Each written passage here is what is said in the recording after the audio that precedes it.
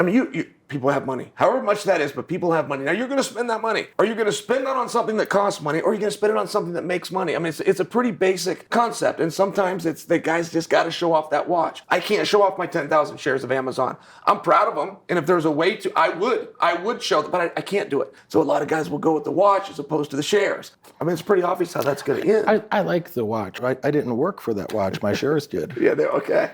You know, you can buy nice luxuries after you have the financial assets that I collect a lot of dividends, you know. I could buy another watch like that about every month with my dividends. Today I'm chatting with Chael Sonnen.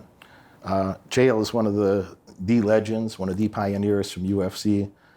Fought a lot of tough guys, all the tough guys, for your generation. And, he had 15 years in MMA, something like that. Yeah. How long did you spend it in, the pro MMA? And then I know you had wrestling before that, but how long were you in a professional MMA fighting? Can I tell you, this is a very big chair.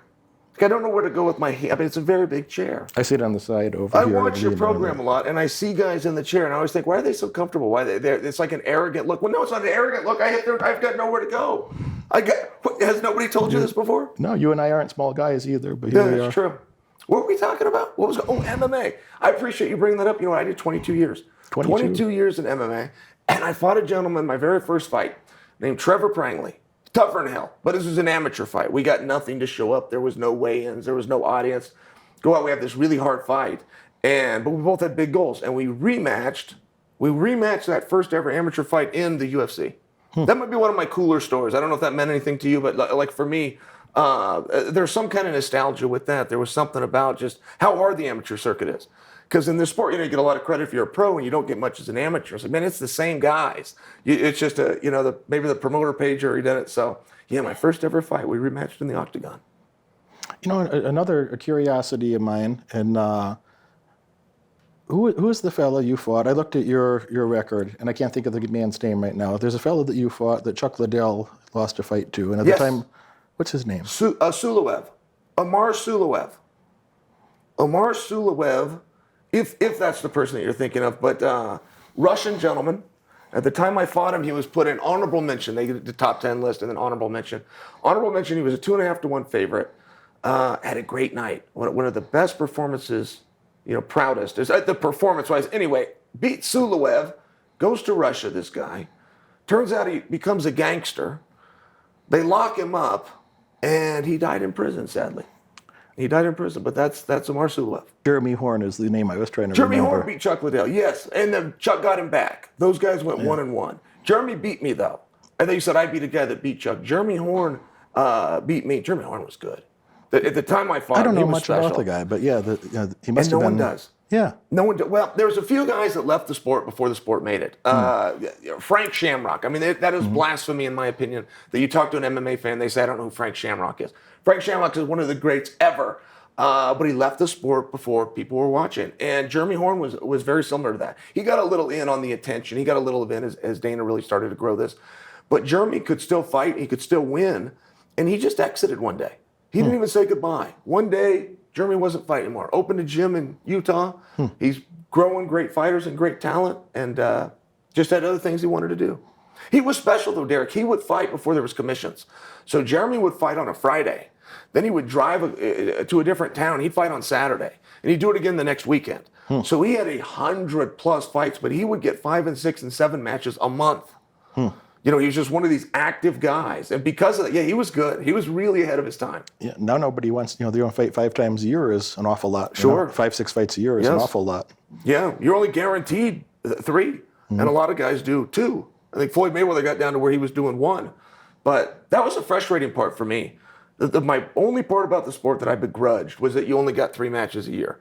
I came up from a wrestling background. You get 4 or 5 matches every Saturday. And I thought that was tough. I thought only getting 3 matches was a bad thing, but it's our industry standard.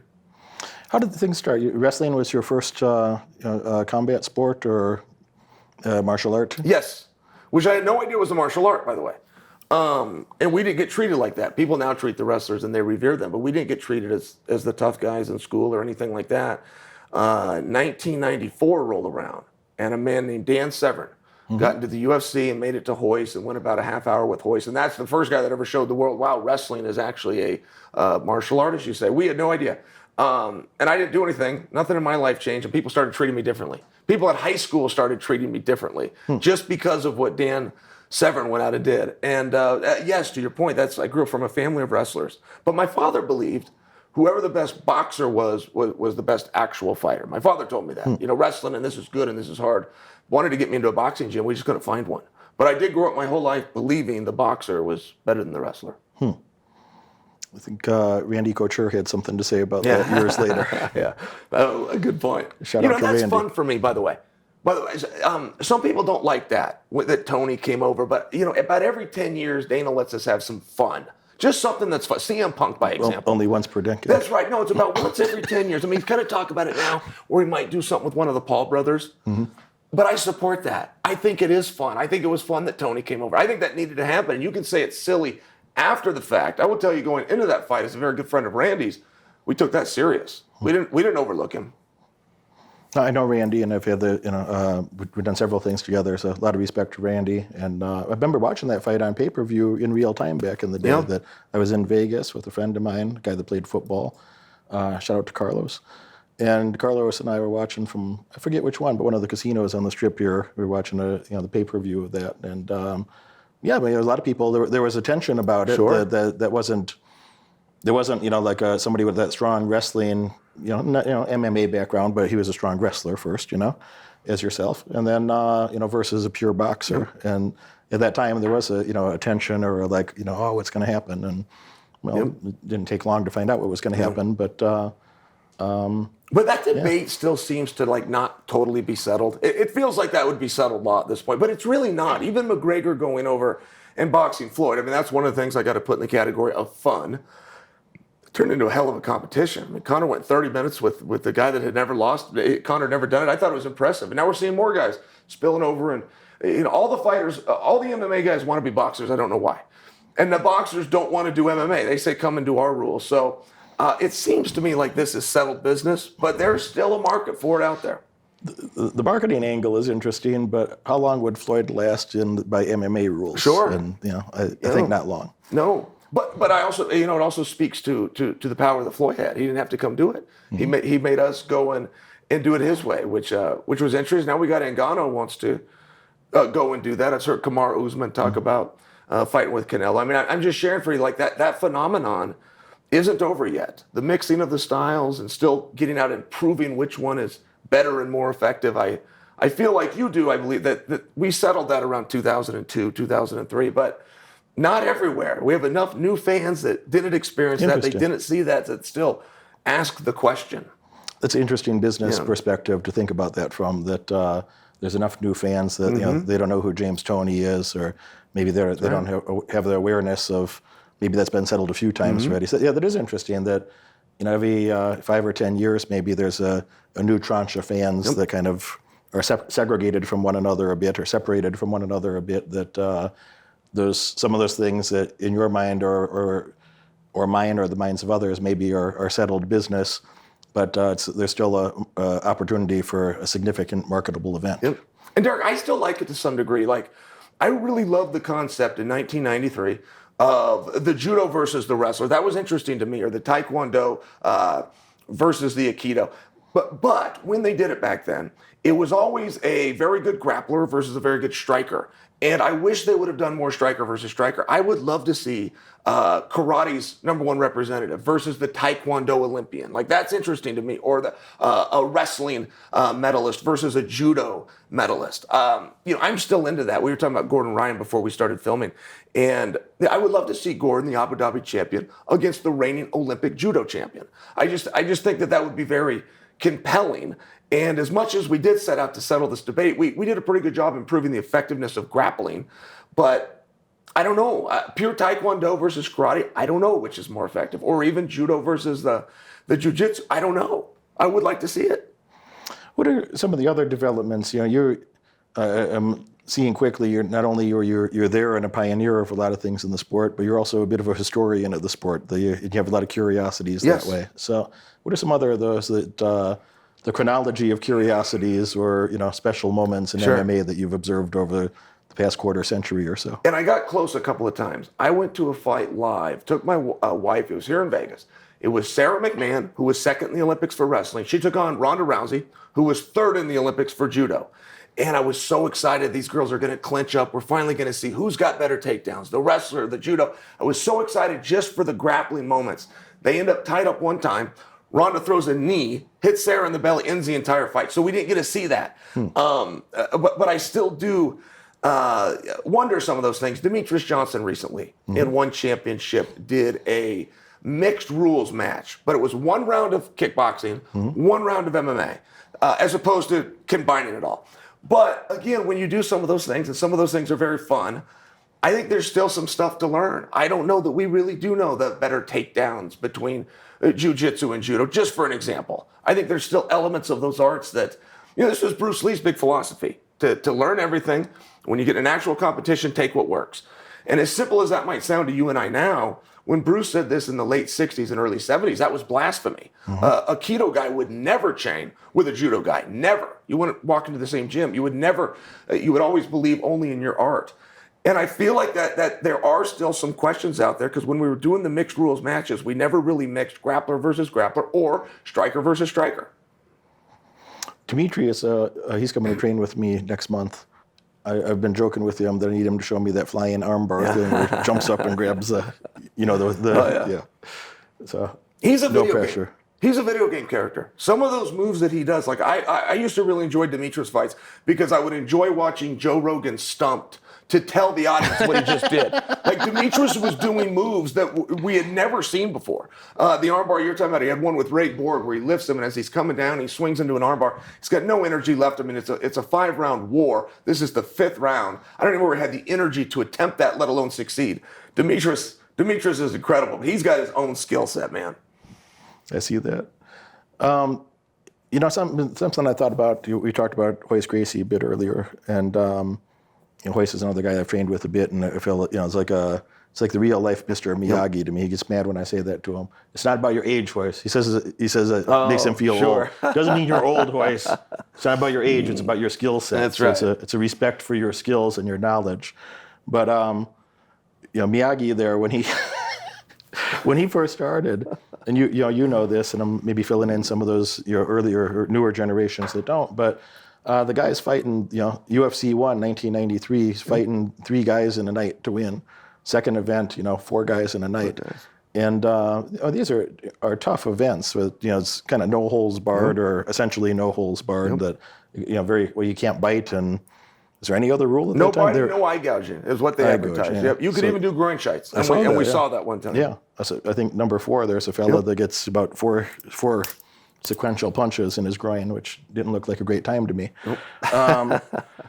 These are tough guys. Those guys are, Chuck is a friend of mine, and I spent time with him, and he tells these stories of, I think 1999, I think he said that he's in Brazil, they're doing these, 1 round bare knuckle fights, 30 minutes. Yep. 1 round, 30 minutes, no time out, bare knuckle, and, no holds barred type thing. And that's a different generation of toughness that you were a part of and came up through. That some of the early pioneers there. This, as you said, before commissions, before there was the rules and regulations that are in place today. That in theory at least keep people healthier, keep people safer, etc. Sure. So laughing in my mind, thinking that Chuck says he goes to Brazil. He doesn't speak Portuguese. The guy he's supposed to fight the next day is the day before is in the locker room and kind of, chest bumping him a little bit. And Chuck's like, I'm going to fight you, man. Like, tomorrow. Right. Right. We get paid to fight tomorrow. Right. We fight now, we don't get paid. Tomorrow, we get paid. Let's fight tomorrow. Well, thank you for including me in the same thought as Hoist and Chuck. Those guys were definitely legends, guys I looked up to. But that's true what you said. I mean, I remember that very well. There was no round system. And not only that, there was no gloves if you didn't want to wear them. And moreover, there was no weigh-in. Or if you did do it, it was purely for marketing. It had nothing to do with whether you're going to fight this opponent or not. They put them all together. And I love those tournaments. 8-man tournament, then as you reference, UFC 2 is a 16-man. So now Hoist has to get up and walk out there 4 times. But you don't really know what to expect. And those guys still held up. It wasn't as though Hoist felt good going into the main event. But he said he was going to do it, and he walked out there and did it. And as the sport got better and the guys got tougher, the matches got harder, Now you can't do 2 in a night. The promoter can't count on it. The fans can't count on it. So we start doing these singles matches, what we used to call super fights. It is a lot better spot. The sport is better now. It's more fun now. But there is a relevance to that, the round business. You know, they brought him in to change it so that you didn't get down and just stay there for too long. They bring him back up. You know, people love to say, and I'm a grappler, but they love to say 80% of fights go to the ground. It's like, that's true, but 100% start standing up. So if you're going to train, you do need to learn everything. Well, yeah, I think the MMA thing has been settled too. That it's really hard to come from. You wouldn't see it at the UFC or any of the big promotions. Somebody that's a purist in one martial art is not going to outcompete someone that's mastered or has a high level proficiency in several martial arts. So it seems that I get it that some people find I remember being I was in the front row when the Cyril Gane, Francis Ngannou fight in Anaheim early 2022. And guy maybe 2 rows behind me is, he's very opinionated. And you've heard plenty of these people in your time. Oh, yeah. He's very opinionated. Stand him up. Boring. I think it's 4th round. He's boring. And I thought, even Will Cyril or Francis is, quite fatigued in the 4th round. Like, I wonder how long the fella from the 3rd row. Sure. If he went in there for 1 minute, Right. I wonder if he'd perceive that it's so boring. So Yes. I doubt it. That is true, though. Like, respect will change if you get a guy that just tried it once. I had a father, I coached a wrestling club. The father was very hard worker himself, construction guy, but he's very hard on the child. And he always said, the kid's quitting. It was a 2-hour practice. Kind of our job as coaches to wear him down a little. And the dad would get frustrated. So another dad finally grabbed him, just tired of hearing him yell at the kid, very politely, and said, after practice, let's wrestle. You and me, 30 seconds. Let's just go 30 seconds. I think that you'll understand the sport differently. And it changed that father's life in those 30 seconds. Mm-hmm. He just didn't know that you got that tired. He didn't know how many muscles are engaged or what it means to hold position. And it was only 30 seconds. But it still opened his eyes. My coach, Clayton Hires, was a boxer. And his son always gave him a hard time. Told him it wasn't hard. And Clayton finally said, all right, I just want you to stand up and just shadow box for 30 seconds. And the son changed his mind from that on out. His son had a PhD. He was a smart guy, but he never actually got up and exerted that energy for 30 seconds. So, we do get a different respect when somebody tries it. 30 seconds without somebody punching you back. Without them hitting you back, that's right. Just 30 seconds of moving your own head. Don't have to move your feet. Don't have to slip. Don't have to have the stress, the worry. Just do 30 seconds and then tell me this isn't hard. Kid changed his mind. 30 seconds. What was your transition? That you're young Chael's growing up. You come from Oregon? Yeah. Yeah. Well, you're growing up in Oregon. You get involved in wrestling. What was your original interest in wrestling, and how did that morph into MMA over time? It was my family. That's what we did. My uncle was a coach. My cousins were all good wrestlers. I looked up to them. They were great wrestlers. My father was a state finalist in his day. So it was kind of just a family thing. If we ever had a Thanksgiving or things like this, we move the coffee table and then the cousins have to wrestle. So I begged and begged, but that was just because I was trying to be like, these guys that I was around, these older boys, when you're a young boy, the older boys. So I wanted to wrestle, but it was hard to find. We didn't have Google back then. You couldn't just go look up a club. And my dad had to ask around for about a year till we finally found a wrestling club. And I spent the rest of my life there. High school and so on. So Yep. you started off, how old were you when you started? 9 years old. 9. 9 years old. We had an open mat. It was an open mat in Northeast Portland. And back in that time, that they were really fighting over the area, the Bloods and the Crips. And this was one of the places they were fighting over, is where we trained. And we just had one big open room and everybody trained at the same time. So I was 9 years old, learning to wrestle. But in that same room, doing the same practice, was Travis West, who was on the Olympic team. He was getting ready to go off to Barcelona and represent the country. So at the time, Derek, I didn't really appreciate that. But looking back, that's pretty special. To be 9 years old and doing the same thing that the top guy in the country is doing, that's pretty special. So I don't want to put words in your mouth, but there's been moments in my life where maybe I didn't appreciate it at the time, but it put some anchors of, greatness or high level skill set that, again, there's moments earlier in life that I didn't appreciate or didn't understand. But later I reflect back, I'm like, oh, maybe some of the success I had in areas later that I had those little templates in my head of like, that's what it looks like to do something at a high level. Okay, now speaking of that, Was your father a businessman? And Yeah. if so, did he take you along? He was a businessman. And he brought you with him? Yeah, he was the largest cocaine Yeah, I trafficker in thought my I read county's that. All right, history. that was true. All right, I thought. I'm sorry, but He did well, take, I read that. He I did read take that me on along a couple Wikipedia. times as well. Oh, That's no, your did he intuition really? is Hey, correct. did he really? Did he really? Yeah, I was 5, 6 years old, but yeah.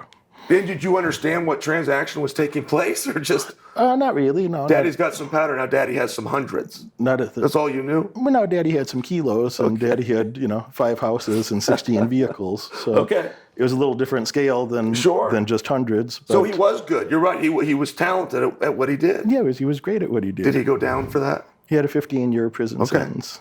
My uncle also had a 15-year prison sentence. So Family business.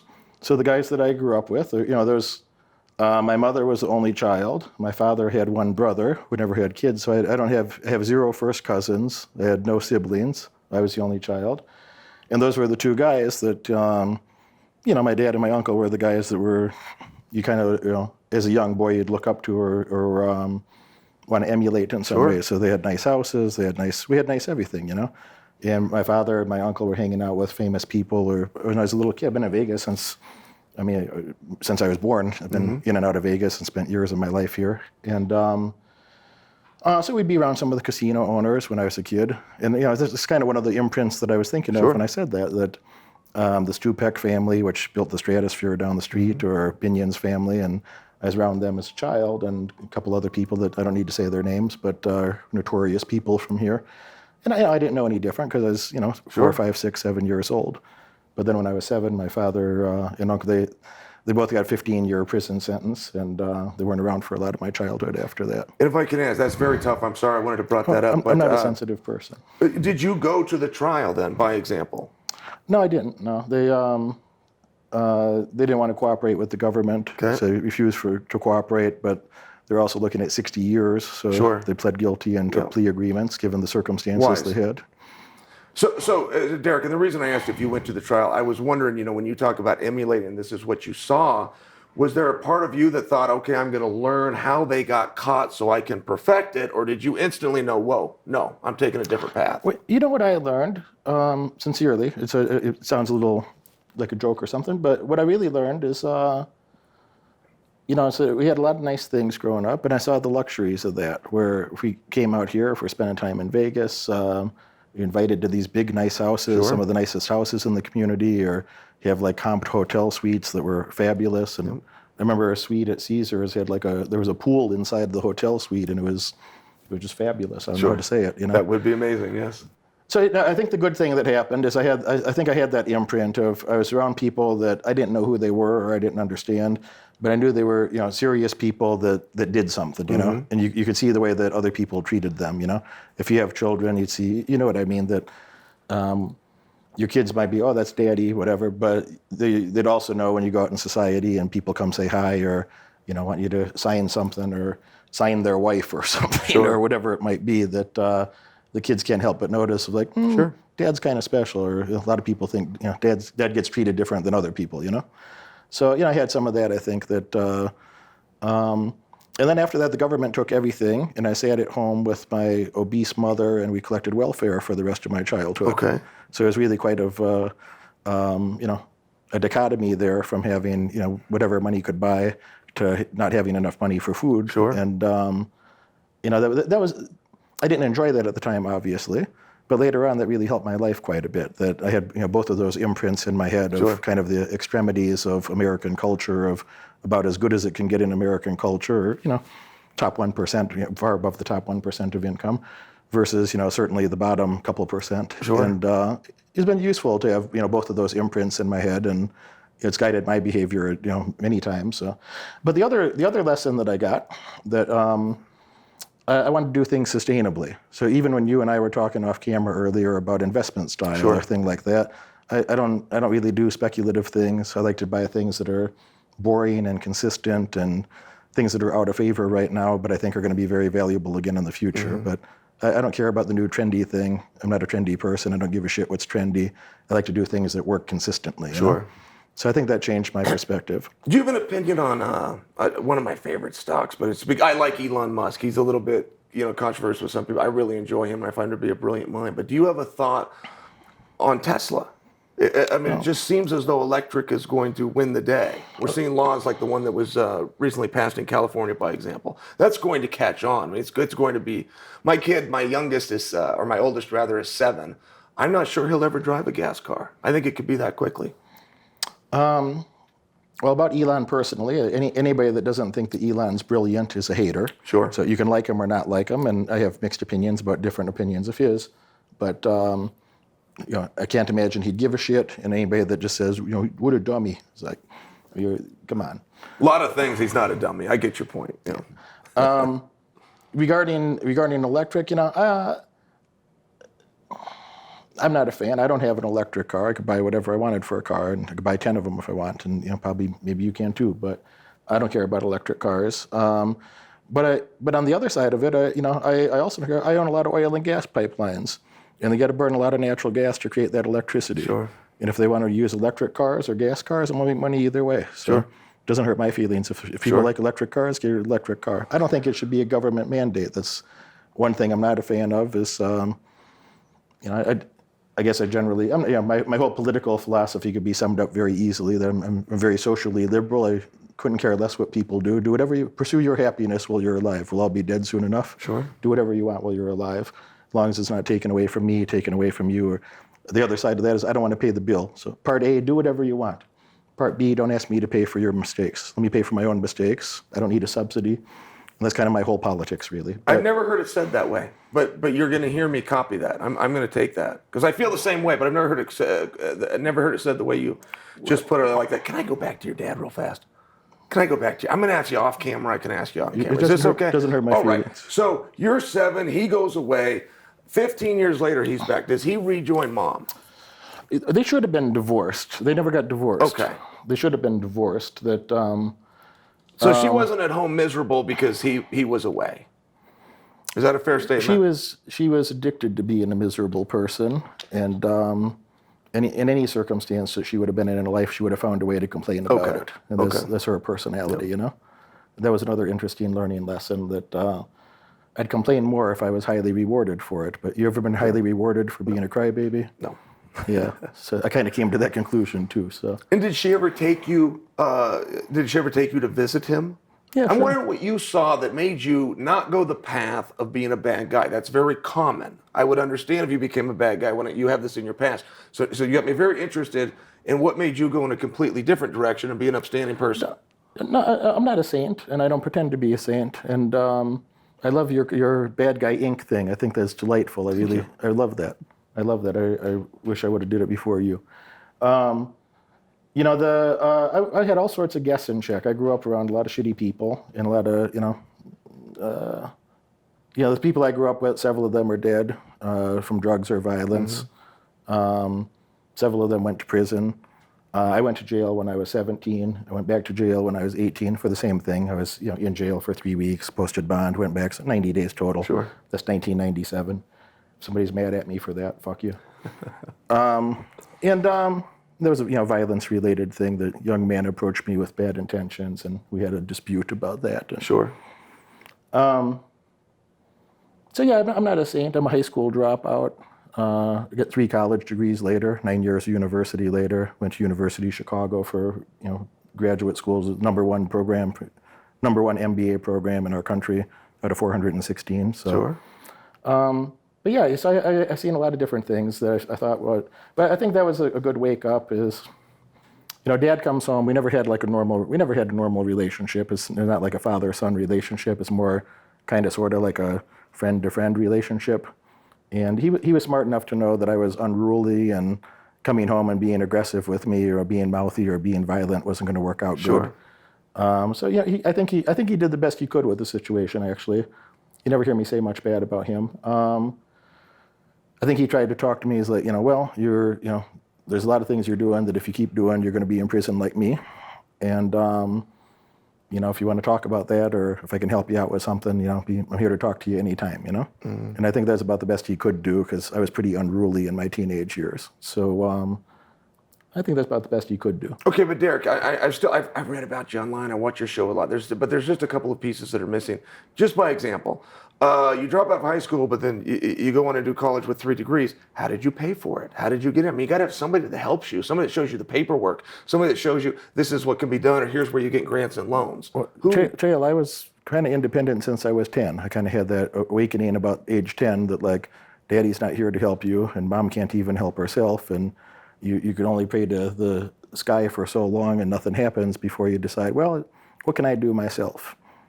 You know, what are the variables that I can control? What can I do to make things a little better? Sure. What can I do to make things a little better? So by the time I had my first entrepreneurial income at age 7, I had a paper route when I was 10. I had 4 paper routes by the time I was 11.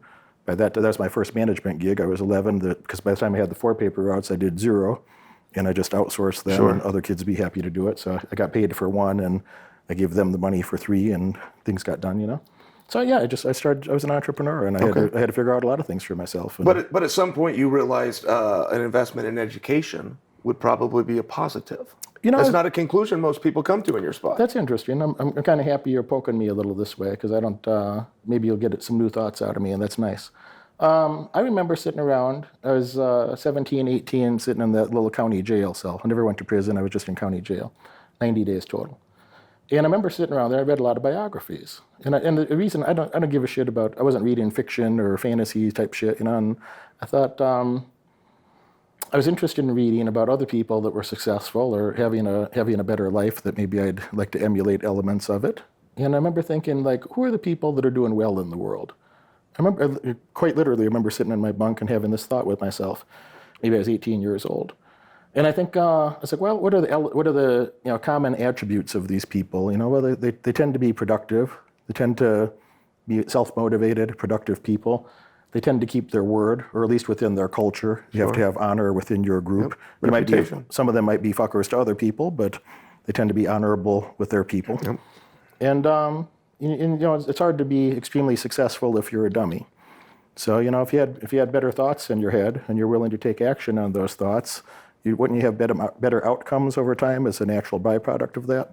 Sure. So better thoughts would lead to better behaviors would lead to better outcomes, and then you kind of have a self-monitoring program forever of, what else could I do? What could I do a little better?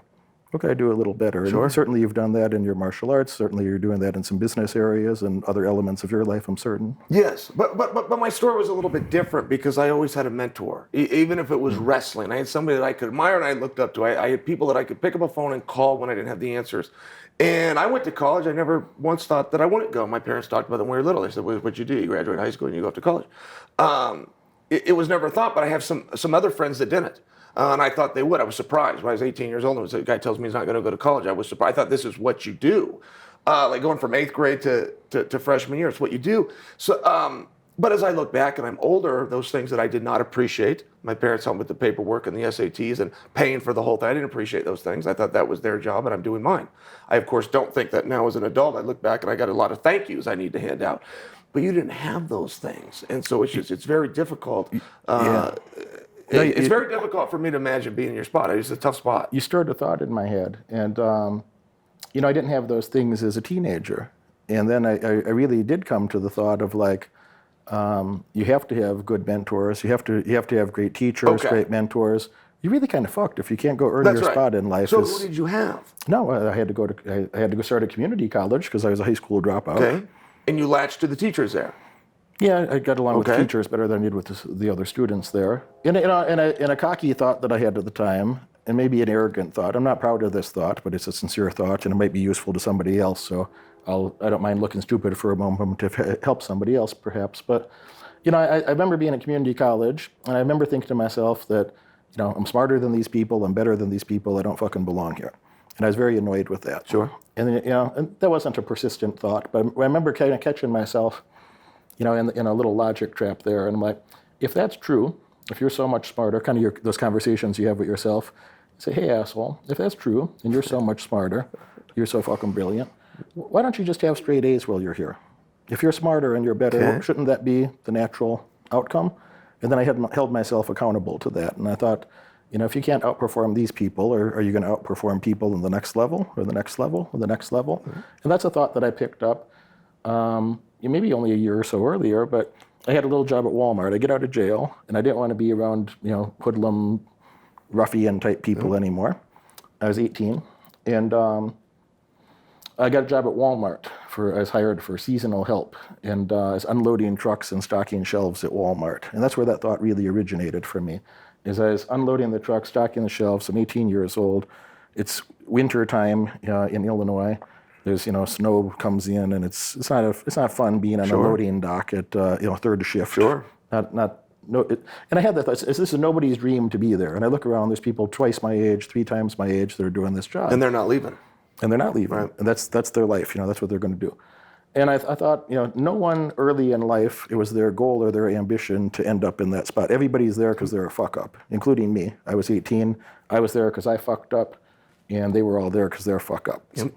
And I didn't like that idea. And I thought, and then I had, that's where the origination of that thought, to the best I can recall, came from. I thought, if I can't outperform these people, if I can't be the best damn shelf stocker and truck unloader in Walmart history, why would I be qualified to do something significantly better? So I kind of had, that was an important thought right there. So I put that in my head that, if you can't outperform the people you're currently around, you're not going to be qualified to fit in with a better group of people. And that was 24 years, 25 years ago. Yep. And I have that thought always in my head. If I can't outperform the current group, I wouldn't be qualified to be around the next group. And I get that. I can fully accept your answer there because I have that as well. I have that where I can put myself or make a deal with myself, something like this. And a lot of people make a deal with yourself and they don't keep the deal.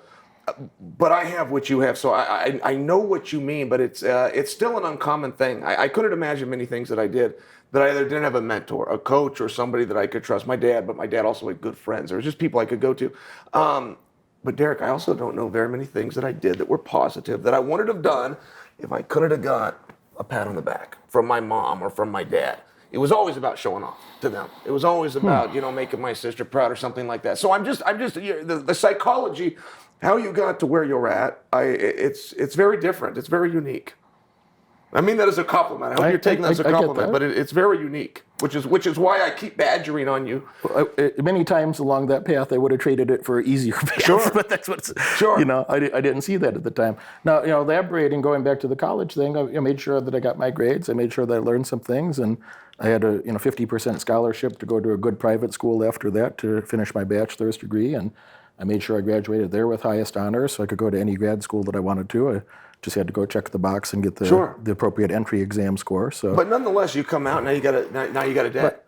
You got a debt, but you want to go be an entrepreneur. You're going to need capital. You're going to need somebody to buy it, believe in you, and front you the money. No, but at that time, there's a lot of things you could do with real estate in the early 2000s. There are a lot of opportunities in real estate in that time. Yes. So I for found very little down. I remember. Yeah, you could have good old days. Very little money invested in real estate. I never had a business bankruptcy. I never had a personal bankruptcy. I never defaulted on a loan to a bank.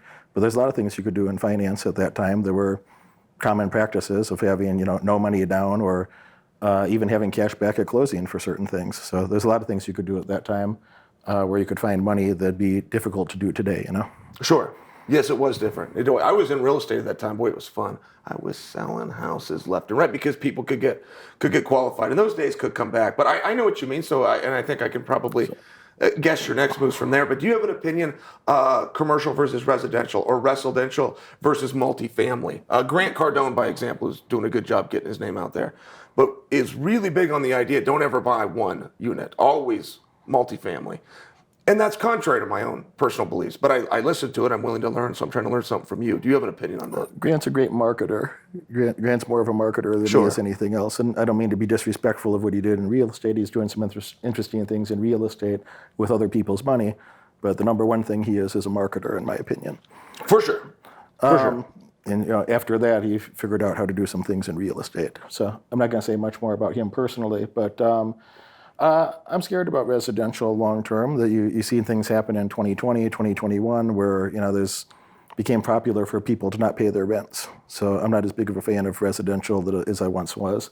And there was a time that I had properties that I owned and other properties that I managed, and that was my first real business, was property management related, and I made good money with that, and I hated it always. Sure. And I got out of that in my early 30s.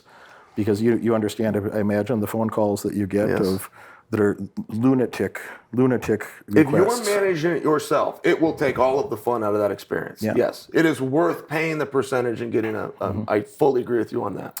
So I had experiences that I still can't believe in, what people do to your homes and how they mess things up and destroy things. And if there's a bug in the house, it's your fault. Sure. Like you personally placed it there or something, or the light bulb's burned out. They want you to come drive across town to change it, or things of that nature. So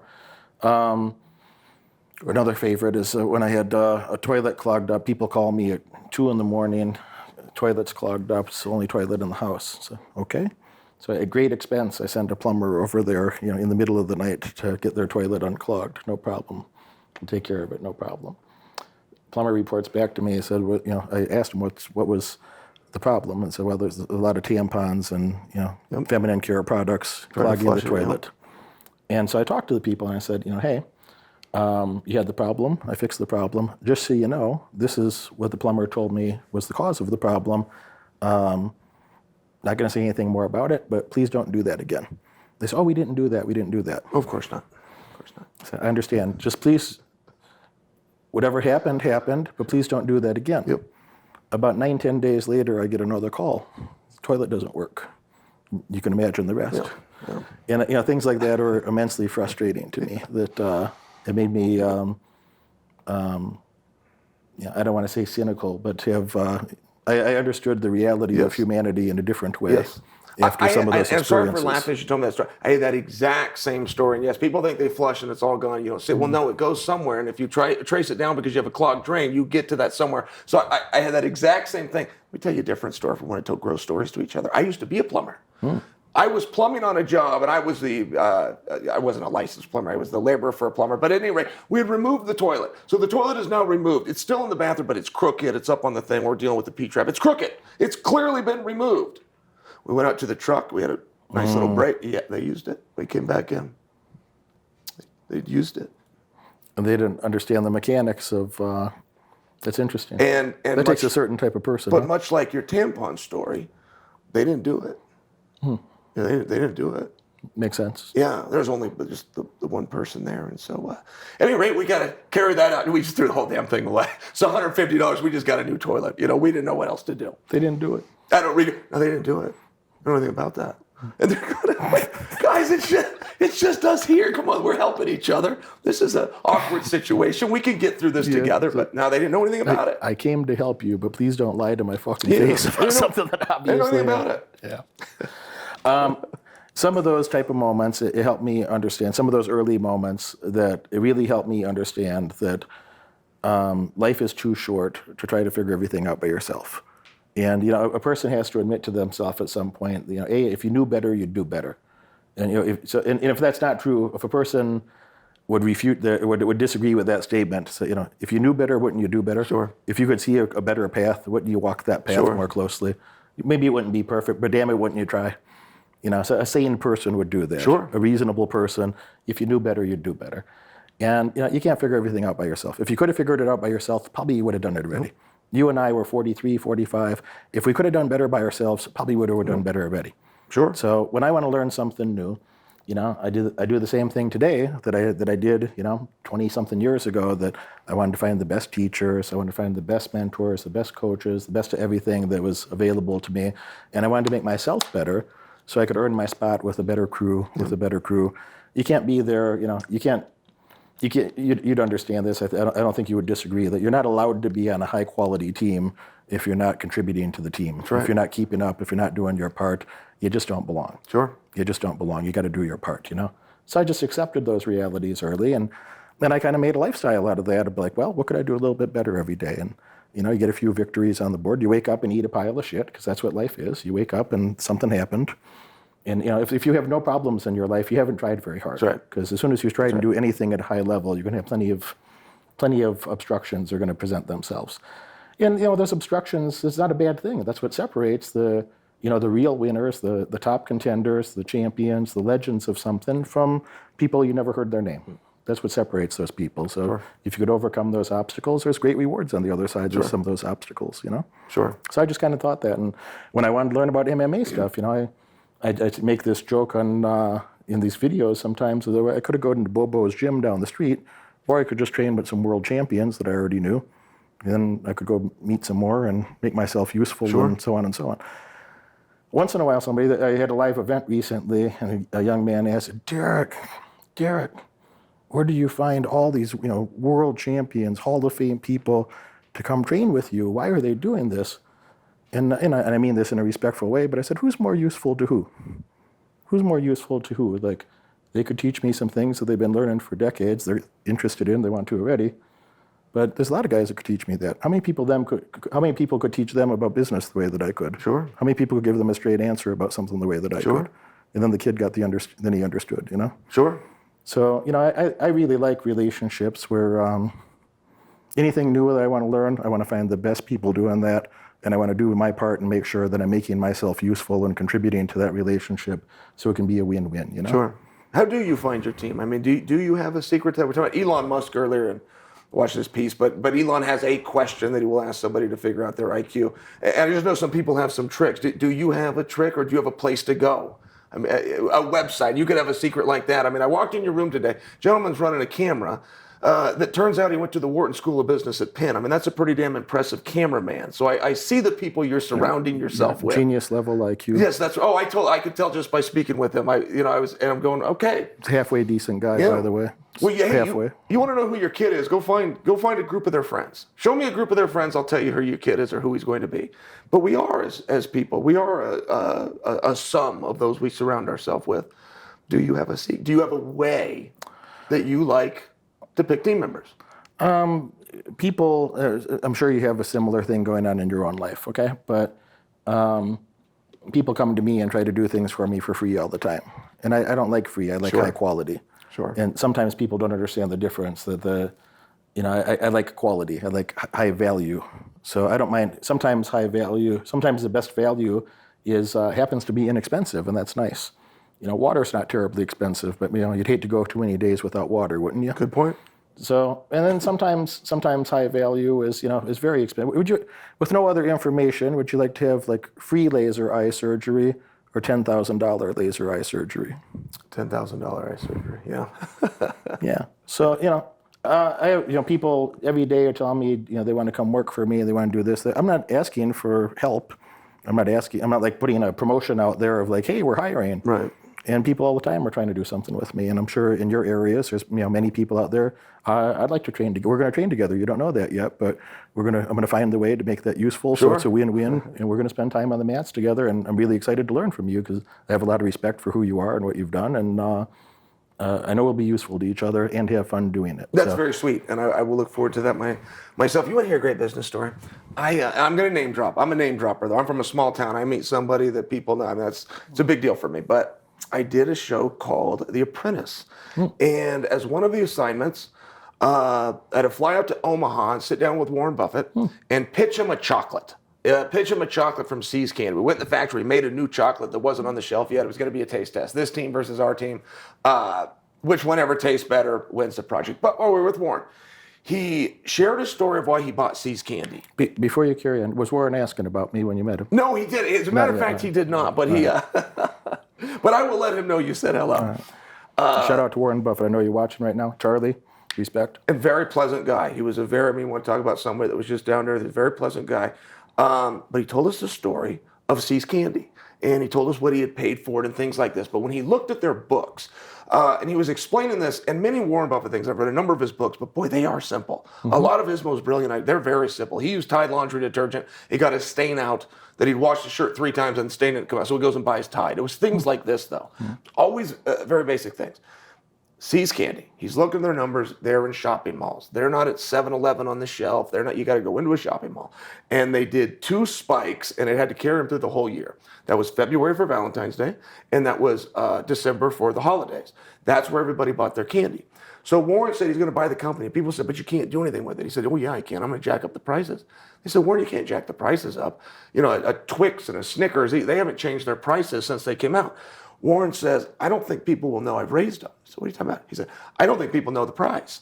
If they're only coming in twice a year, And they've come in, they've parked their car, they've come into the store. A lot of it's about the box, a lot of it's about the bow. If they've already made that decision, I don't believe they know our business well enough that if I add 80% to it, that they're even going to know. It's exactly what he did. All he did was buy the company, he kept the same stores, the same marketing, same management team. And he upped the price. And I can't remember what it was, but I want to say it was like 80 cents a pound or something like that. It was a meaningful price hike. But it changed the valuation of the business from 30 million, to 1.8 billion. But it was a simple story, Derek. But there is a message in that, and he is right. My family had See's candy. We got it around the holidays. We got it for Valentine's Day. The foggiest idea what it cost. No idea. But if I went into the mall and I went to the store to get that, I'm not leaving without it.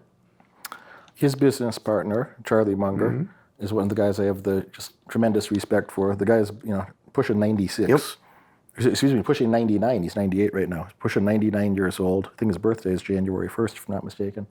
And I have many marble statues all around my office and studio, but one of them I had made of Charlie Munger sits in my office that I look at Charlie across from my desk. And some of those simple things that Charlie or Warren have come up with, it made me a lot of money. It made them tremendous wealth and made me a lot of money too. And I try to think of little simple things like that. I think of investments that way of, what are the things that are out of favor right now that are erroneously out of favor, that the price doesn't match the real value of the assets? And there's crazy times in the stock market where you can buy premier real estate for 30 cents on the dollar, 35 cents on the dollar, or other high quality infrastructure assets for 20, 30, 40 cents on the dollar. It's astounding, And you don't need to get lucky. You don't need to some mystical jibber has to align in the stars. It's like, no, you need humans to be humans over time, and at some point they're going to do their Christmas shopping or their,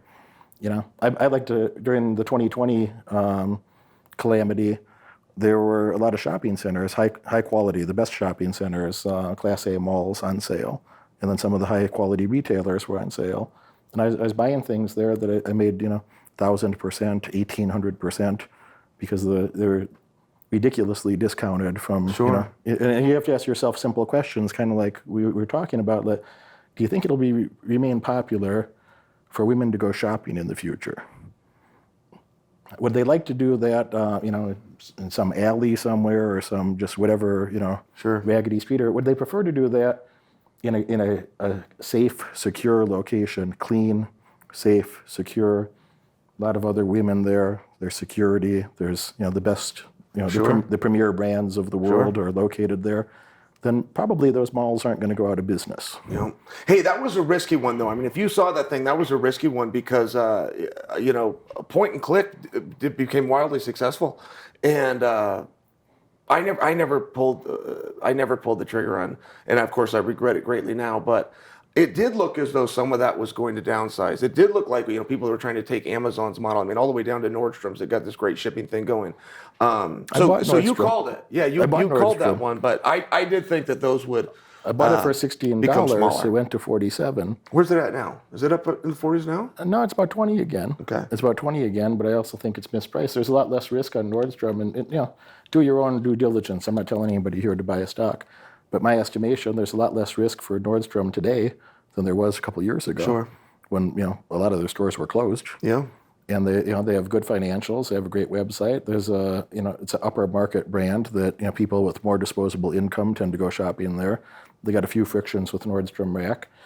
They're going to fix that. They had some supply chain issues. That'll get fixed over time as well. That either the whole world goes to hell or that'll get fixed, one or the other. And in the first case, then your money's not worth anything anyway, and in the second case, Nordstrom stock will be worth substantially more in the future, I would think. So, that makes sense. I hear you on that. I would try to follow the principle. We're talking to Warren and Charlie earlier, but those guys are very big into the idea of make sure you understand something. What would you do, and things like this. And my wife and I, who loves to shop, and my wife and I got pretty into doing it online. We got into checking it out and checking the sizes, and they got return policies, and I just thought, hey, this is going to be less and less. Now, I tell you that story, Derek, because this morning, my wife and I were on vacation out here, got up first thing, And all we did all day is walk the stores, go in, try things on, touch things, and it was an extremely pleasurable day. So I think that we've made a mistake by pointing and clicking as opposed to going out. You get the lunch, you get an Orange Julius, if you know what that, you get a Cinnabon, but you have the whole experience. So good for you in 2020. Let's look at the numbers, though. Think about that. So, the media narrative for the last quarter century, literally the last quarter century, has been, .com, Yep. and everything's going to be online. Everything's going to be online. Well, in 25 years, which is more than half of our lives, since we were teenagers, Amazon's about 5% market share, and that's the big company. Sure. Overall, online sales are about 20% versus 80% still happens in brick and mortar locations. The brick and mortar locations, although they're losing market share in the sense of, used to be 88% and now it's 80%, but their revenues are still growing because the entire, shopping area, both online and, brick and mortar, are both growing. And online is growing at a slower pace than the additional incremental revenue coming into online is slower than the brick and mortar, the additional revenue, incremental growth of that. So brick and mortar is going to be alive and well, not for everything. There's some things that there's great efficiencies and it's just convenient to buy it online. You're not going there for the experience. You just want some stuff. You want it to be delivered. It's convenient. It's nice. I do both. I like both. But if you're going to buy your wedding ring online. No, I get your point. Does your wife want to buy designer clothes online? She's going to buy fancy handbags online. Sure. You can buy a Rolex or a Cartier or a Tiffany something online. Or even things that are more mainstream. Say a company like Lululemon. I don't know the exact numbers. I'm going to guess. It's only a guess. They probably do 20% of their revenue from brick and mortar sales and 80% online. But they do almost none of that 80% online if they didn't have the brick and mortar location that you have to go there first and hear the music and feel the vibe and have the experience and then and try some things on and learn your size and feel the thingies. You feel the things, it feels nice, it looks nice, you try it on, everything's nice. Then you might make 80% of your purchases online in the future. But they wouldn't have done that if they didn't have the brick and mortar location. That's called omni-channel retailing, that a lot of companies have learned they had to do both. Sure. That's interesting. Then what do you think? I mean, do you ever buy a shopping mall in a different place? By example, you're in Vegas a lot, you're in Chicago a lot. If something came up in Michigan, are you a guy that's, no, I've got to see it, for it to be real? Or could you buy something and have a team manage it? I don't own malls outright. I own them through the stock market. So a couple of companies that I liked and still like are Simon Property Group. And in Vegas, Simon Property Group, they own the North Strip and the South Strip, the outlet centers. So there's two big outlet centers in Vegas. They own both of those. They own the shops at Crystal's Shopping Center at the City Center complex. Beautiful. They own and manage the Caesars Forum shops here in Vegas. So those are 4 properties owned by Simon right here. Fashion Show Mall is owned by Brookfield Asset Management. Great mall, one of the world's best malls. But Brookfield doesn't just have malls; they have malls and apartment buildings, and it's all sorts of real estate, globbed together. And I like to have the high quality mall place. So Simon Property Group has 300 and some locations around the world, including some exposure in Europe and Japan. Another company called Macerich that no one ever heard of, ticker symbol MAC. They own 46 or 48 malls. They have the highest concentration of Class A malls in the world. Class A doesn't mean it looks pretty. Some of them look like shit. Class A means that they have the highest revenue of any other malls in the world. So they're doing about almost $900 per square foot per year in revenue. Okay. Some of them look crummy. They're in Queens, New York or something, and it's not a place you really want to hang out, but if you went there and you see the foot traffic, it's impressive. There's a lot of money coming there. You sound like a very disciplined investor, so I'm going to guess that you didn't get in on the meme stock craze, but I would love to know what you thought about it. Like when Amazon and Bed Bath & Beyond, when all this silly stuff was happening in the stock market and Robinhood shuts it down, if you at least had an opinion on that. I have a few opinions when I'll tell you privately, but the ones I don't mind saying publicly, AMC is the AMC Theater. Yep. That stock went up tremendously. Bed Bath & Beyond went up tremendously. GameStop was another GameStop, one. There you go. I was searching for that one too. GameStop went up tremendously. One of my malls, it was so heavily shorted, they had a short squeeze situation, a company called Macerich that It went up to about $26 in early January 2021, late January 2021. And, a year and a half earlier, no, not even, less than a year earlier, the stock was $4 and change, and it went up to 26, $4.50, $5, went up to 26. And, you can have crazy things happen. To really understand the meme stocks, what they were trying to do is create a short squeeze in the stock market, and it's a little complicated for people that have taken my mentoring courses would understand, but a little complicated to explain to the general public. But for a short squeeze to happen, a short seller gets to borrow shares from their broker at a current price, with a promise to return those shares in the future. Whatever price it is, they have to replace those shares. And now the broker does that because the broker has they have collateral that they can take the money out of your account. It's part of your brokerage agreement, or they get to collect interest while they're loaning you those shares. So they don't care at what price. So that say, all right, here's the shares. You owe us the shares back in the future, and you're going to pay us interest between now and then. And a short seller does that, hoping that the shares go down. And just for an example, just to create an anchor, if they borrowed shares from their broker at $100 and the stock went down to $75, they made $75 per share.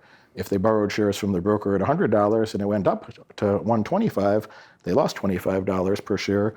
And so in the future, they could pay either, in those two examples, either $75 or $125 to replace those shares to give back to the broker. When you have very low liquidity, then you can have a short squeeze where a lot of people need to close those positions so they're losing money, or a fund gets basically a fund blows up that they get a margin call and they have to pay back money that they don't have, and then they have to sell assets indiscriminately. And you see all sorts of crazy things happen during a margin call. Even in early 2020, you've seen gold go down at times that you'd expect gold to be going up. You've seen gold went down, platinum went down to 600, silver went down at this time too. At a time you'd be expecting them to go up. It's not because people didn't value those assets, it's that their accounts were being liquidated and they're forced selling everything. The intrinsic value of the company of things like GameStop or AMC Theater, I think I'd have a hard time saying that the prices were reflective of the intrinsic value, but you end up into a speculative thing where people are saying, well, it can go up even more. It can go up even more because people had to close their positions because they were losing their ass. And so that was an interesting time where some of the big funds were shorting those stocks, and then individual people were buying those stocks and bidding them up. And a company called Melvin Capital, which were smart people, and I don't have anything disrespectful to say about them. These are very smart people. They did a lot of things in the past intelligently. But they had about $40 billion under management, and they turned that into 40 down to 8. And they were betting against me on that mall on Macerich. And I made several $1 million, and they lost $32 billion. And then they liquidated the fund and gave it back to shareholders. So I was on the opposite side of one of those when the stock was going super high. I was a beneficiary of them shorting that stock. No, it was amazing. I just enjoyed that whole thing. I mean, when they set up all of the rules,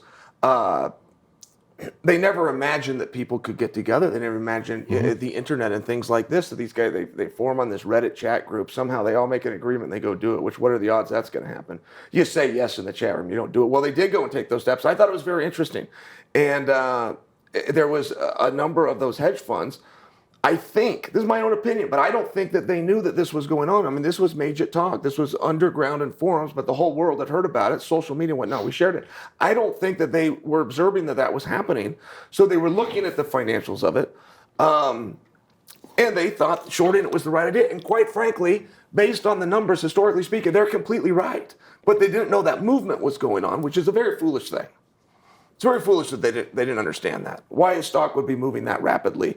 I don't think that they knew it was happening. They thought they had the liquidity to fight that back and double down on shorting.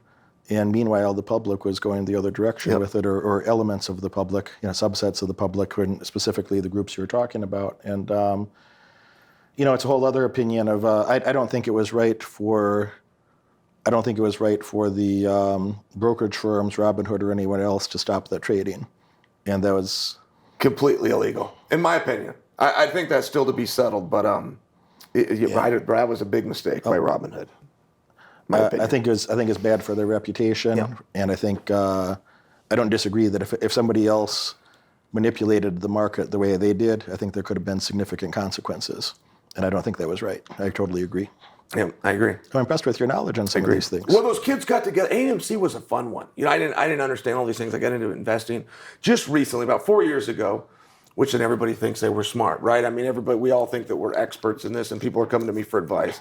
But I started boning up and reading it, and from my experience, and I'd be guilty of this too, but I find that most guys are whatever their father was. If their father was a real estate guy, you're a real estate guy. If your father's a stock guy, you're a stock guy. And generally, they don't go together. Real estate guys and stock guys, generally. I love both. I made money in both. I love both. I love both as well. So I grew up a real estate guy. My father was an entrepreneur. I'm an entrepreneur. Sure, absolutely. Different kind. Yeah, that's right. Different asset, but you're still buy low, sell high. At any rate, I got very enamored with it, and then I also convinced myself I was very good at it, which again, the last 4 years were just a lot of fun. It was hard to get it wrong. But anyway, so yeah, when I got in on that AMC, just on the hysteria and the craze and how they were doing it, and the people that were losing, I wondered who those hedge funds were. And watching Robinhood do that, I thought it was a fun time, not for anything else. I thought it was fun. It changed my life. I made so much money from that. I love, nothing makes my heart pitter-patter more romantically than a good recession. Yeah, no, that's right. Yeah. There's nothing more romantic I've ever experienced in my life that I've been more in love and enamored with than a good recession. Fear's a powerful thing, Derek. I mean, fear's a powerful thing. You get people scared. And yes, they think the world is never going to come back. You hear some of these things. It's amazing. Fair enough if you have that position. I'll take yours. Some of it's very, there's times in the market, and a lot of fighters that ask me about business type things, or specifically stock market, and what you don't know yet is you already have one of the most important assets, and inherent in being a world champion or a top contender, high level fighter. You don't get to be panicked easily. You learn somewhere in your head to control your emotions, and you lived that life and tremendously more than I ever will. So I'll let you say the words in your own words, but you wouldn't be as successful as you are if you were making emotional decisions, or if you couldn't be calculated under pressure. Sure. If you have to deal with tough things under pressure, you don't have a lot of time to think about it. And something I say very frequently that I think applies here is that you don't get to go to war with the weapons or the army that you wish you had. You got to go to war with the armies and the weapons that you procured and prepared during peace times. Sure. So, when everything is boring in the market, when everything is dull, I'm a nerd. I like to study and learn, and I'd rather admit that I'm dumb about something and then banish some of that ignorance and do better. I'd rather be dumb for a minute and ask a question than remain dumb for a lifetime. So I ask a lot of questions. I try to banish a bit of my ignorance every day and do a little bit better, and I kind of made a lifestyle out of that. It's been very profitable for me that I'm very calm when other people get worked up, when they're scared, when they're panicked. I'm always very calm. Sure. In violent situations in my life, I've been very calm too, and that's a great asset, I think. So if you found how an overlap between, your career as a fighter versus, thinking about investments or whatnot, if you found a good overlap, I think there's tremendous overlap between fighting and business. But yes, and Derek, can you touch on that? Yeah, and sadly, if I may tell you, wrestlers, which I still consider myself a wrestler before MMA, but wrestlers in the MMA community, when the career comes to an end, Derek, a number of my peers go brain dead. They forget. They forget about the hard work. They forget about the sacrifice. They forget about the goal setting. They forget everything that the coaches tried to instill in us. And, as I got older and became a coach is when I realized my coaches didn't care if I was the state champion or the national champion. They were trying to get me to commit to something and pursue it and work hard and see the benefits. And I didn't understand that at the time. I thought it was just about who had more points than the other guy when time ran out. But, my parents saw something different, and now I, as a coach, see something different, and I don't tell the guy this until their career is done or unless they see this piece now. But there's something else we're trying to do there. Teach a guy a skill and send him home tired is our number one goal. If you can turn that into a scholarship or into a career, those are going to be byproducts. And I only bring that to you because, yes, those lessons were very valuable for me. And when people do panic, in sport, there's major opportunity. Where now it's not about skill versus skill. You just lessened yourself, and you just made me stronger, and I can come in and seize on it. And I do firmly believe, people in the market.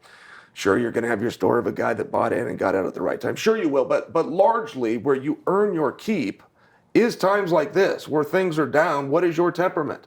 Do you have the knowledge, the balls, and the powder dry to buy more or do you get out and give up and give somebody else your rebate? I mean, I really feel like that's it at the end of the day. When 10 or 20 years go by, somebody tells you, and I've heard this a lot, oh, Chael, you're lucky. Yeah, on one hand, I do feel fortunate, that's for sure. Boy, but lucky. No, I don't know about that. There's a lot of study, and you understand that history is going to repeat itself. You understand that there's opportunities. You understand when blood's in the street and what you need to do, or you don't. And if you don't, when those principles are out there, experts are out there who could tell you and guide you, and you don't listen or you don't have the courage to listen, that's on you. A lot of people, there's this thing about, ignorance is bliss, that old adage. And ignorance is pain and suffering and a lifetime of misery, but worse than that, unnecessary misery. Unnecessary misery. And I'll just relate that back to the comment I made a bit ago that, you got to banish a little bit of your stupidity and ignorance every day and do a little bit better. If you think you know everything, it's awfully hard to learn more. Sure. It's awfully hard to learn more. And, I think of the people that I could help best are somebody who's, already doing well and want to do better. They're already good at something. They already learned how to learn. That's the key thing. They already learned how to learn. Really easy for me to coach that person in a different direction. A gift that you've earned, I don't want to say that, you have as if you won the fucking lottery. It was accidental. It's something that, maybe you had that temperament, but certainly you developed it more and more over time that, to be calm under pressure, to, when you feel like you're being smothered or suffocated on that wrestling mat or, whatever feelings you may experience in a MMA fight that are unpleasant or, numerous. Mm-hmm. Can you gather yourself back up and be like, well, this really sucks. Okay, back to work. Let's do this. Let's try that. Can we go here? Oh, position change. Now try that. If you can gather your thoughts, you can respond to that. Sure. And a person who hasn't done that training ahead of time isn't going to invent to do the right thing at the on the spot. Yeah. So. Oh no, it's so true. And to use a sports analogy, but yes, I've been in plenty of times in life where if I know more than he goes left and I go here, and you know the right move, but in the championship matches and the hard matches, that's not going to save it. It's going to come. Who wants this more? Who can hang in there longer? And I mean, I saw people, to use college for an example. College could be a grind. That could be tough. There's things to do, and how are you going to pay for it? You're trying to balance different things. But the guys that could hang in got their degree. And I've seen that in sport as well. Some guys that I came up with that were much more talented, guys that I admired, but they didn't want to go to the next level. You're the big fish in a little pond in high school. You go to college. Vice versa with the analogy, and who can hang in there longer? And I do feel that even fights that I lost, you never want to admit, it's a very tough thing to admit, particularly as a man, but that guy wanted it more than me. That guy was tough. That guy hung in there longer than I did. And but that does carry over to business, and I feel like much less. I feel like it's much less to be I'm fed right now. I'm hydrated. I'm with fun people doing things. And I only bring that to you because the market's still doing what the market's going to do. But I've been in situations where the world's watching. You're half naked. You're bleeding here. You're tired there. You were dehydrated the day before. And those just seem like a harder spot. But there's still a lesson in that. When that gets done, there's a lesson. And I do feel like a lot of athletes, they go brain dead. They don't observe the principles that were meant to be taught. Wax on, wax off, right? The Mr. Miyagi. But there's a reality to that stuff. Yeah, I hear what you're saying. A lot of people in academia, they get a PhD and they get their little professorship and they get their tenure. And right about the time they get their tenure and it's hard to fire them, they too go brain dead. Sure. So right around that same age, Sure. So I think there's a subset of people that if they don't see the path forward, it's hard to take the next step. Yep. So they might be good at something, and they think, well, I got some skills here, but I'm retired now.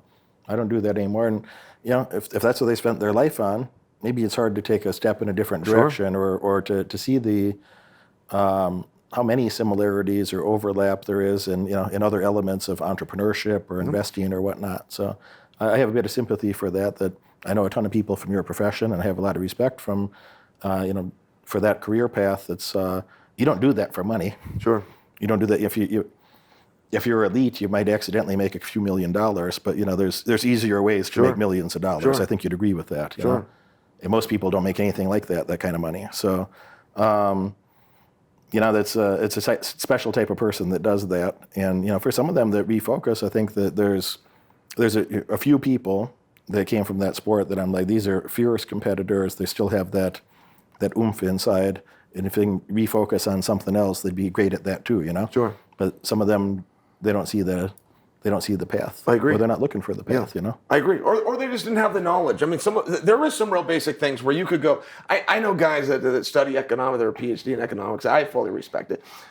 I don't. Supply and demand. I know a lot of them, okay? and I fully respect it. If you Some of spend them an are full hour, of shit. yeah, if you spend an hour in economics, I'm convinced you wasted 45 minutes. Supply and demand. I firmly believe that, but I also believe that in a number of other things. And I mean, you people have money, however much that is, but people have money. Now you're going to spend that money.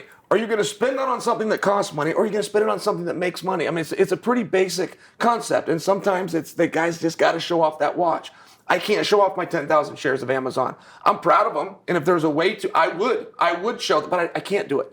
So a lot of guys will go with the watch as opposed to the shares, and I mean, it's pretty obvious how that's going to end. I like the watch. I got a bunch of them. That's a beautiful watch. I got a whole bunch but of them. I bet you got the Amazon shares too. But you know what? I didn't work for that watch. My shares did. Yeah, they're okay. You know, you Good can man. buy nice luxuries after you have the financial Yes. assets. I agree with everything you said. You can buy whatever the hell you want after you have the financial Sure. assets. That I collect a lot of dividends. You know, I could buy another watch like that about every month with my dividends, Sure. and I don't have to do anything for it. Sure. My bills are paid. Yep. You know, so it allowed me to build a silly brand called Moneyberg. Think of that. That my legal name is Dale Bushkowski.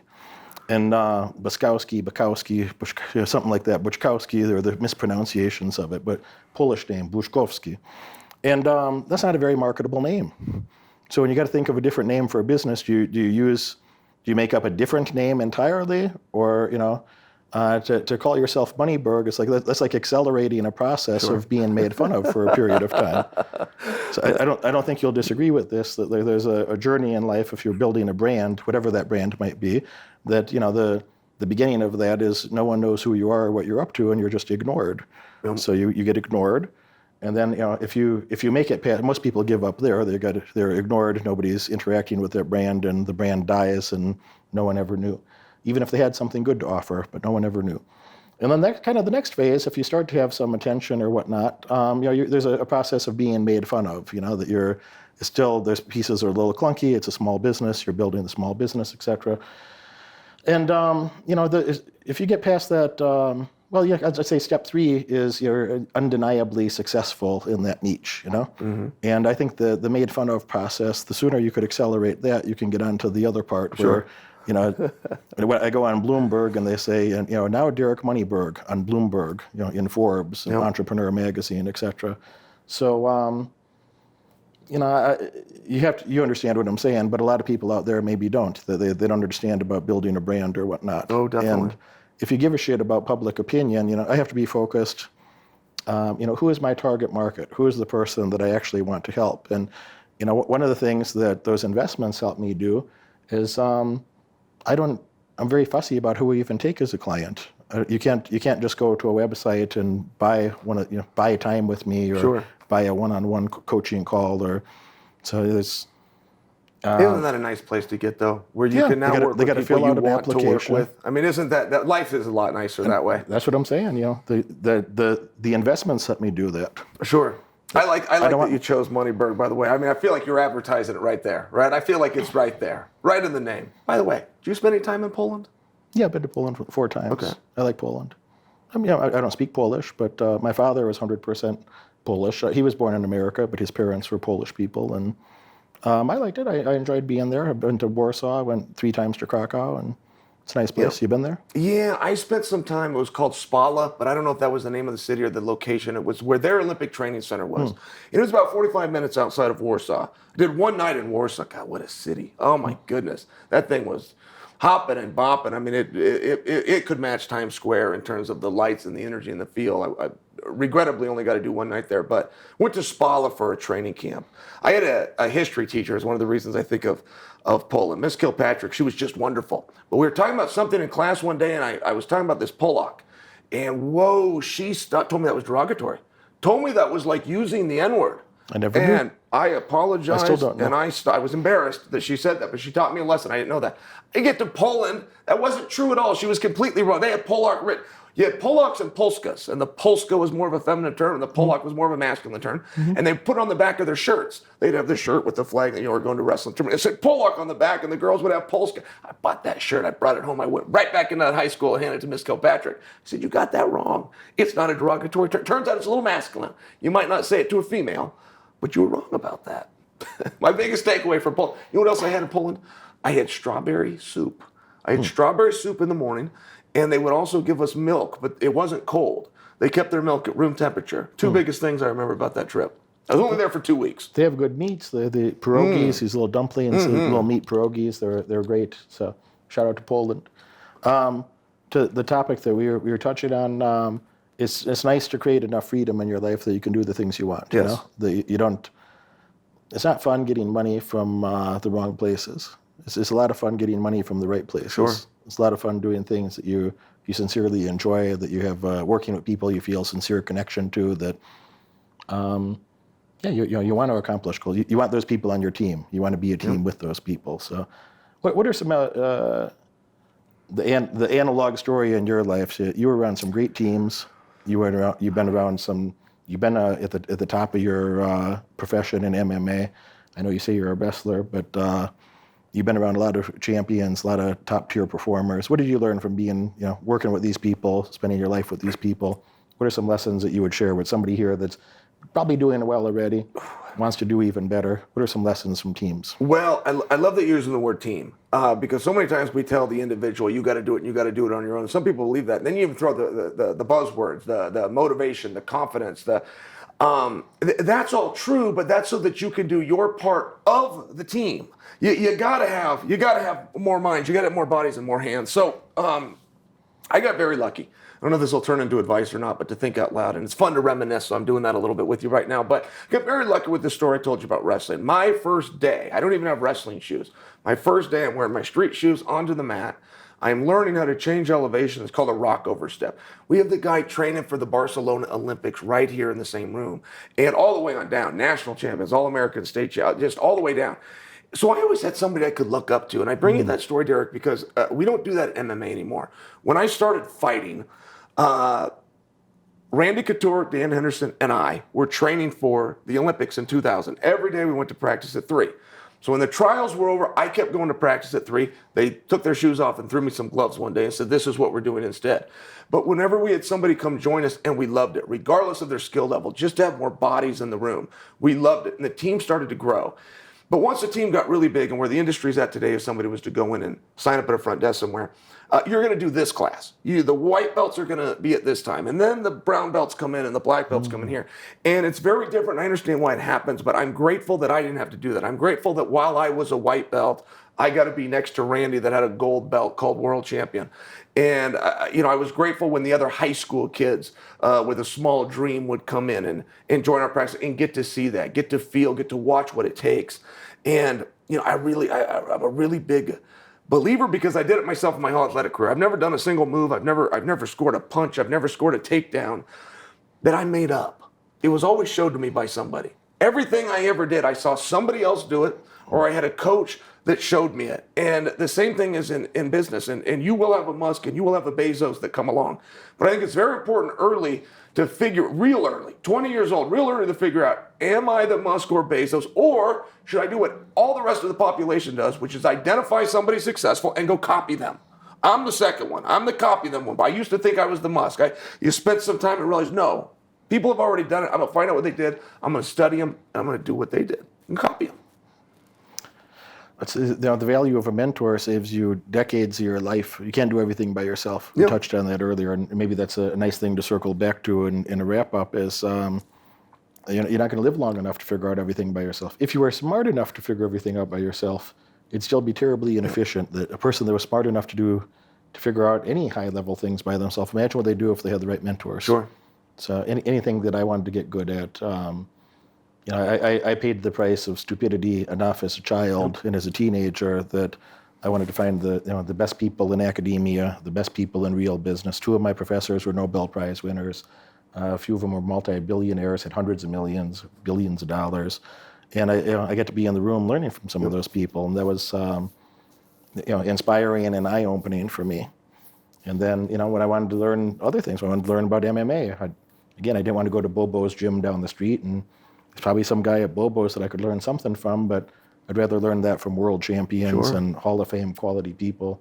I know Randy, by the way, and Dan Henderson. Sure. You know Dan a long time, it sounds like. Yeah, great guys. These are my heroes, though. I got to be on the team with them, but I'll tell you a story. I looked up to them before I was their teammate. I'll tell you a story about Dan quick. Is Dan Henderson, I asked him to come do an interview with me, and we had many mutual friends, so he said yes.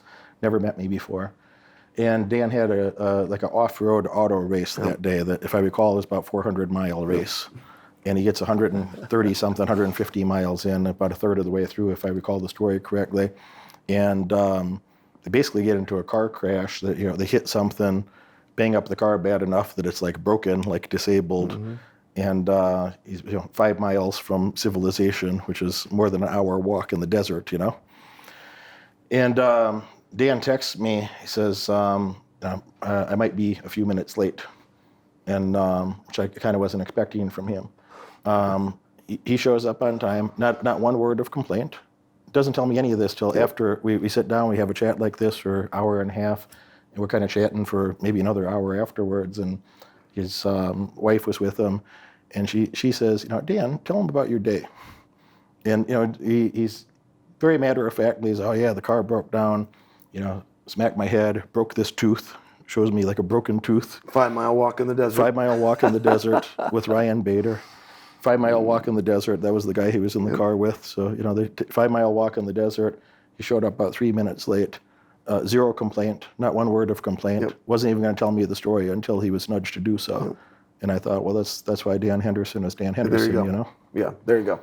And I see, though, I love stories like that. Thank you for telling me that.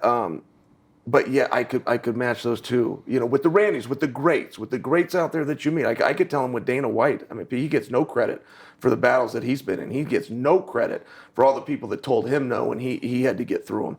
And the guy gets kicked off of TV. It's the worst idea in the world. He's going to pay $2 million for an organization that you can't do anything with, but he thinks he might have an in with Nevada. Come on, that guy is a winner. But he doesn't need it, Derek. I need pats on the back sometimes. I do. It's part of being an athlete. You do it. Somebody tells you good job. He didn't need that. He was a special guy, and he did it anyway. But never gets praised. I think that my kids will read about Dana White in textbooks in college. What he did through the pandemic to help get the entire world, and he was the one that stepped forward and led. Come on, man. Come on. And then people questioned him. Nobody's thanked him. Nobody's told him good job. And they've even rewritten the story that he wasn't the first to open a major company. That wasn't the first to tell people you can still live your lives. There's another way. They've rewritten it. It was only 2 years ago.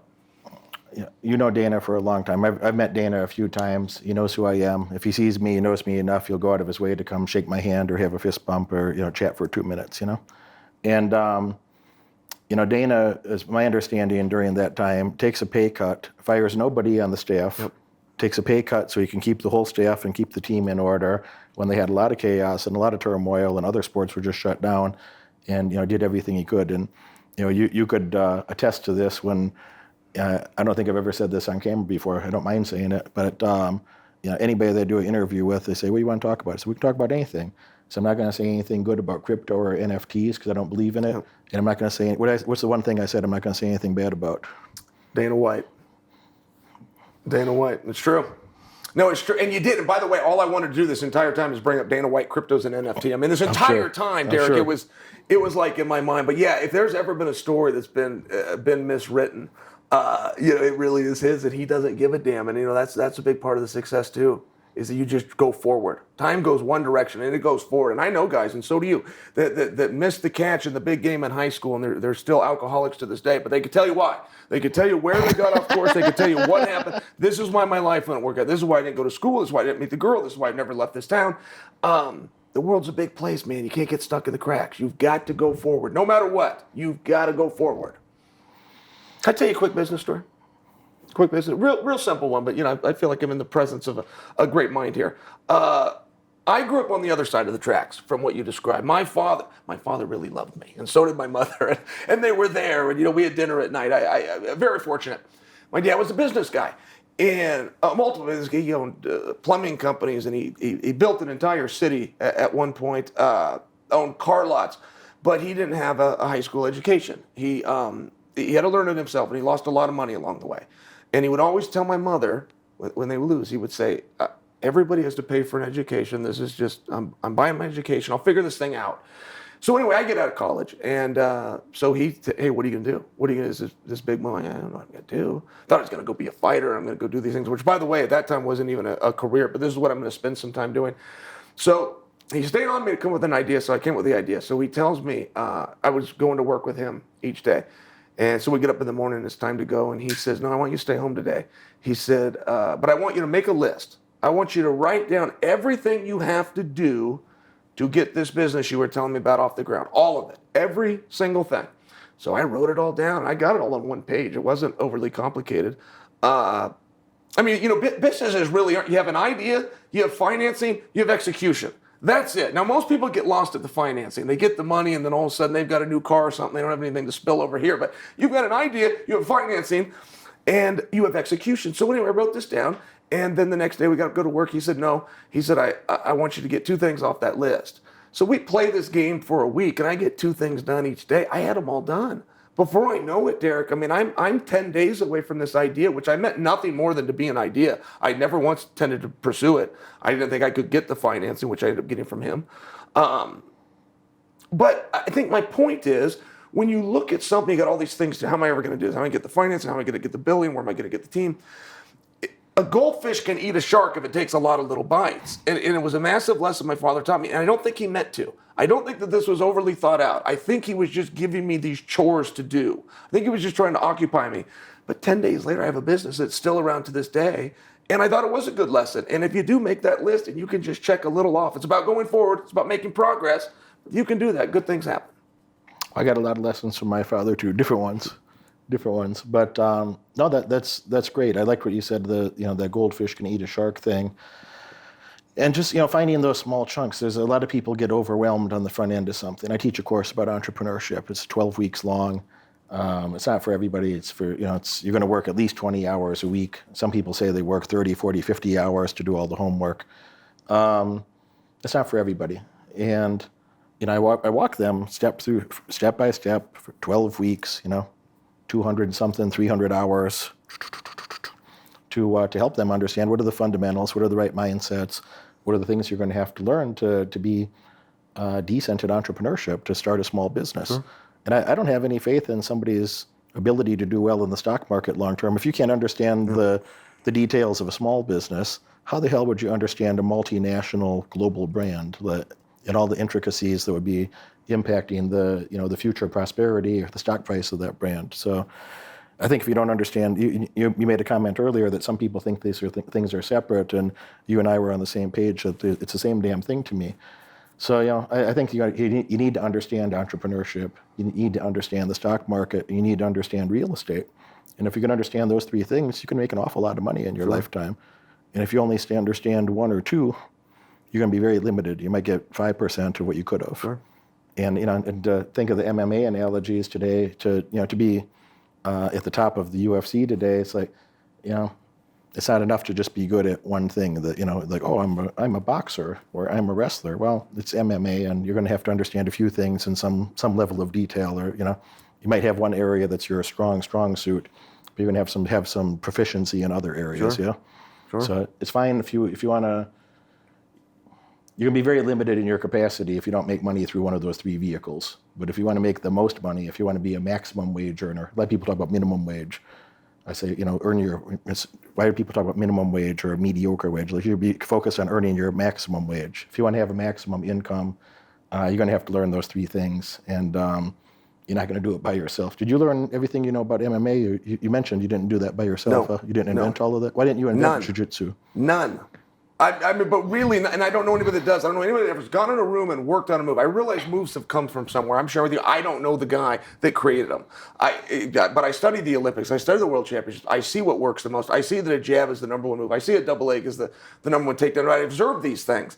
So at any rate, no. I'll wrap that up. But no, I didn't get it from myself. But I had an open mind, and I was happy to learn, particularly from people better than me. Why didn't you invent wrestling or your own version that was superior? You know, I didn't see a reason to do it. There was already there was a system that was working pretty good. There's already a system that was working pretty good. Derek, I have a friend.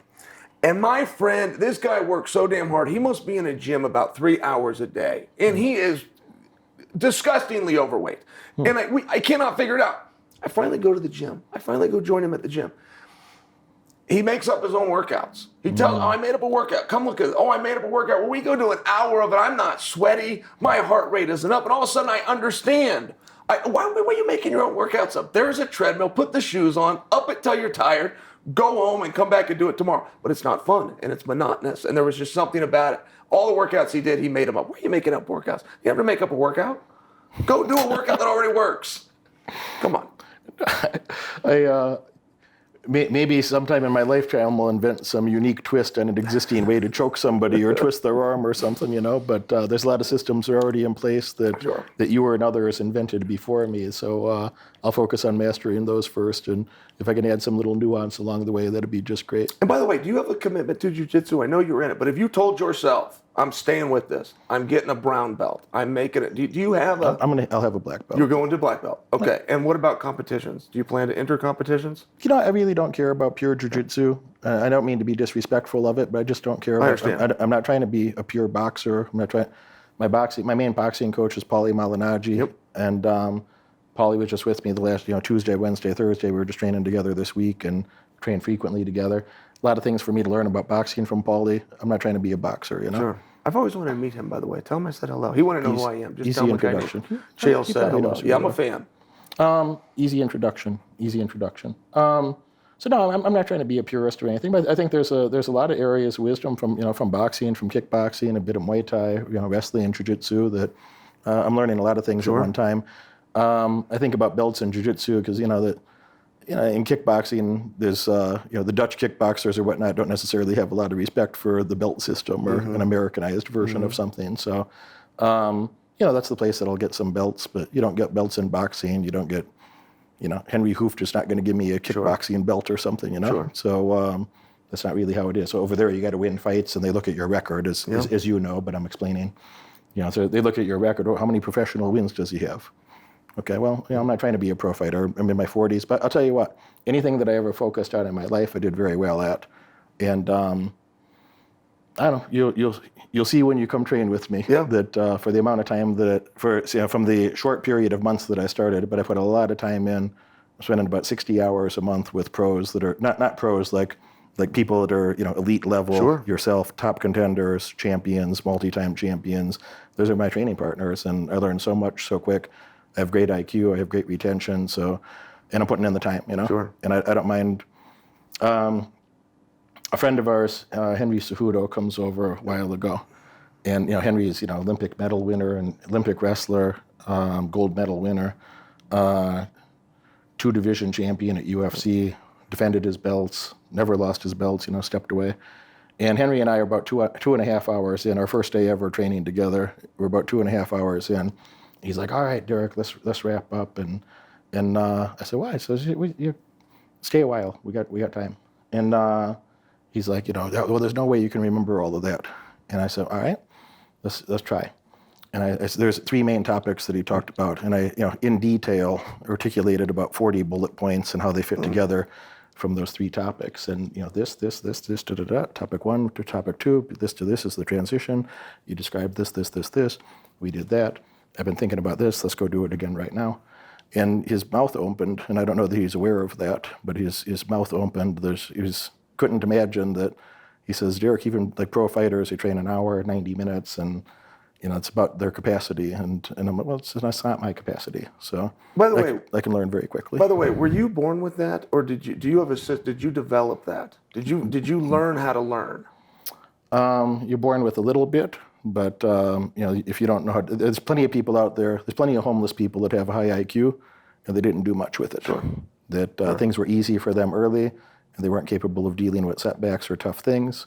And I think I believe that. I haven't seen the data on that. I don't know if there's a study.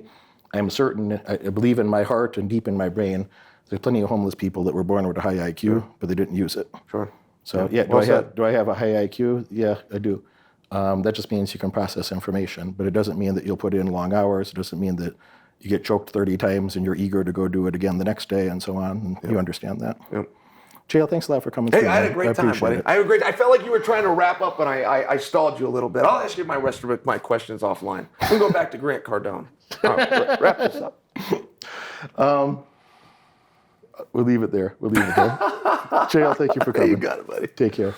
Some people are confused. They would say, Derek, what is the 10 Commandments of Wealth? Not the 10 maybes of wealth. It's the 10 core things that you're going to need to know about in detail if you'd like to accumulate significant wealth in your lifetime. Click this link up here to find more information exactly what is the 10 Commandments of Wealth, how is the program structured, what's inside of it, how are you going to benefit from it. If you're doing well already and you'd like to do better, click that link and find out more. There's over 100 hours of content in this program. I've interviewed dozens of world champions that shared what it took for them to win, to be the top Hall of Fame athletes in their respective areas. And I brought a lot of other superstars in there from business, from legal, people that are real world entrepreneurs that made serious money, as I have myself. We all share with you what are the foundations you're going to need to know if you want to be successful yourself. Be a chooser, not a loser. Click that link, find out more. I'll see you inside.